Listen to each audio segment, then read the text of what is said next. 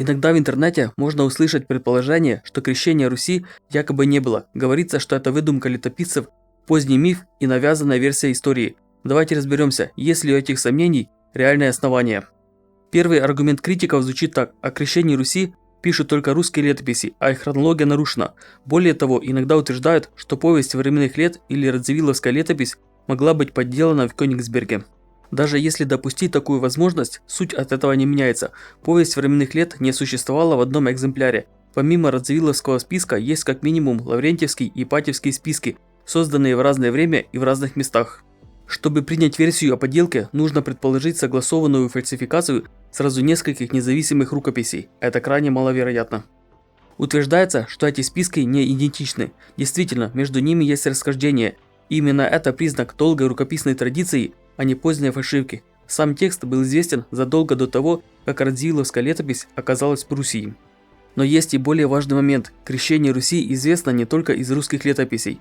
О христианской Руси пишут и за ее пределами.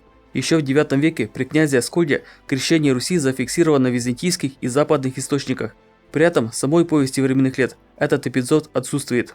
Это важная деталь. Получается, что иностранные источники иногда сохраняют то, чего нет в русской летописной традиции, а значит, говорить об единственном источнике просто некорректно. Что касается крещения при Владимире, то оно действительно упоминается скупо. Возможно, потому что к концу X века Русь уже считали крещенной страной. Теперь о хронологии. Путаница с датами – обычное явление для средневековых летописей. Она встречается у франков, англосаксов, византийцев и скандинавов. Но это не повод отрицать сами события. Историки сопоставляют источники и смотрят не только на даты, но и на последствия. Даже если допустить, что рассказ о крещении 988 года носит символический характер, факт существования христианства на Руси подтверждается дипломатическими отношениями с христианскими государствами, назначением митрополитов и епископов из Константинополя, регулярными паломничествами русских монахов на Афон и существованием крупных монастырских центров, таких как Киево-Печерская лавра. Иногда сторонники некрещенной Руси ссылаются на так называемые крестовые походы на Русь, но классических крестовых походов против Руси не было. Сами крестовые походы были иногда даже против других католиков, например, литовцев и поляков в битве при Грунвальде. Другой популярный аргумент звучит так: крещение приняли только князья и элита, а народ оставался языческим. Да, после крещения Руси сохранялись языческие праздники, например, Масленица, но важно понимать, христианизация нигде не уничтожала народные традиции мгновенно.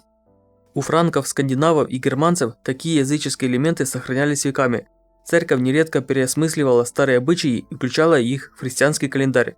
Хороший пример – Рождество в Европе, в котором явные элементы языческих праздников, римских Сатурналей и германского Йоль. Но это не делает их не христианами. Точно так же сохранение Масленицы не отменяет крещение Руси. Подписывайтесь, пишите комментарии и ставьте лайки. Иногда утверждают, что крупные каменные храмы на Руси до Романовых якобы не имели алтарей и потому не были христианскими храмами. Но наличие алтаря не единственный критерий. Эти здания строились как места богослужения. Алтарь мог быть небольшим или располагаться внутри, не выступая за наружные стены. Ему не обязательно выступать за наружные стены. В канонах нет такого правила. Для строительства каменных храмов на Руси приглашали мастеров из Византии. Среди ранних примеров – Десятинная церковь и Софийский собор в Киеве. Критикам ставится под сомнение наличие икон на Руси до династии Романовых. Возможно, музейные иконы – это поздние переделки или портреты, на которых позже нарисовали кресты и сделали иконами. Но письменные и археологические источники говорят об обратном. Летописи XII-XV веков упоминают византийские иконы, привезенные в Киев и Новгород, а также местных мастеров, создававших иконы для храмов. Археологические находки подтверждают их подлинность. Особенно убедительны в христианизации Руси данные археологии. Уже в XI-XII веках большинство новых захоронений на Руси – это бескурганное погребение христианского типа с западной ориентацией и ношением крестов.